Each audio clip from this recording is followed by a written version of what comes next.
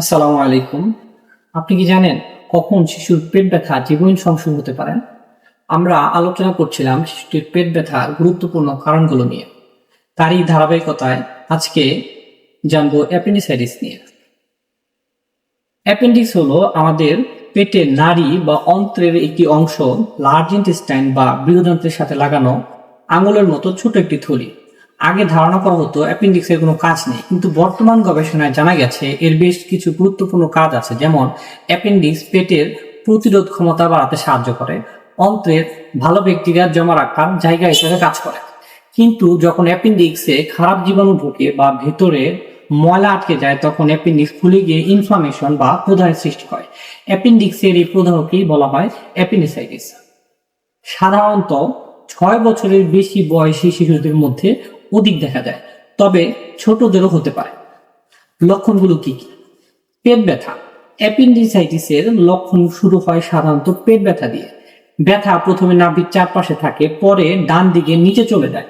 ব্যথা অত্যন্ত তীব্র হতে পারে, এমনকি বাচ্চা শকে চলে যেতে পারে। ছোট শিশু শুধু কাঁদতে পারে বা অস্বস্তি বোধ করতে পারে। বমি। ব্যথার পর বমি হয়। মনে রাখবেন, ভাইরাস জনিত পেটের অসুখে আগে বমি হয়, পরে ব্যথা হয়, কিন্তু অ্যাপেন্ডিসাইটিসে আগে ব্যথা পরে বমি। খাবার অরুচি। হঠাৎ খাবার খাওয়ার রুচি কমে যায়।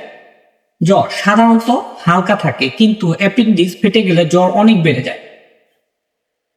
শিশুর হঠাৎ ব্যথা যদি একেবারে কমে যায়, ভেবে নেবেন না সব ঠিক হয়ে গেছে। এই জায়গায় আমাদের দেশে সাধারণ মানুষরা ভুল করে থাকেন। তারা ভাবেন বাচ্চা ভালো হয়ে গেছে। অনেক সময় এটাই অ্যাপেন্ডিক্স ফেটে যাওয়ার লক্ষণ, যা অনেক বেশি বিপজ্জনক। অ্যাপেন্ডিসাইটিসের চিকিৎসা দেরি হলে বিভিন্ন ধরনের জটিলতা হতে পারে। যেমন অ্যাপেন্ডিক্স ফেটে গিয়ে পেরিটোনাইটিস বা পেটের ভেতরে সংক্রমণ ছড়িয়ে পড়তে পারে, অ্যাবসেস বা পুঁজ জমা হয়ে যেতে পারে, সেপসিস বা রক্তে জীবাণু ছড়িয়ে পড়তে পারে। অ্যাপেন্ডিসাইটিস বাসায় বসে চেনা যায় না।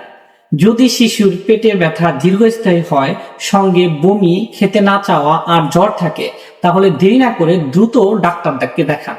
চিকিৎসক প্রয়োজন হলে টেস্ট করবেন, অ্যান্টিবায়োটিক স্যালাইন দেবেন, আর প্রয়োজন হলে অপারেশন করে অ্যাপেন্ডিক্স কেটে ফেলবেন।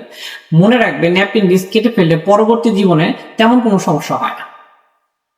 সব পেট ব্যথা অ্যাপেন্ডিসাইটিস নয়, তবে ব্যথা যদি অস্বাভাবিক, দীর্ঘস্থায়ী বা খুব বেশি হয়, দেরি না করে চিকিৎসকের কাছে যান। দ্রুত ধরা পড়লে জটিলতা এড়ানো যায়। ধন্যবাদ সাথে থাকার জন্য। আমরা চেষ্টা করছি শিশু স্বাস্থ্যের তথ্যগুলো সহজে বোঝানোর জন্য। আমরা ধারাবাহিকভাবে শিশু স্বাস্থ্যের গুরুত্বপূর্ণ আর অনেক বিষয় নিয়ে আলোচনা করবো ইনশাল্লাহ। আপনি যদি কোন নির্দিষ্ট বিষয়ে জানতে চান, তাহলে আমাদের ভিডিওতে কমেন্ট বা পেজে মেসেজ দিতে পারেন। আশা করি আপনারা আমাদের সাথেই থাকবেন।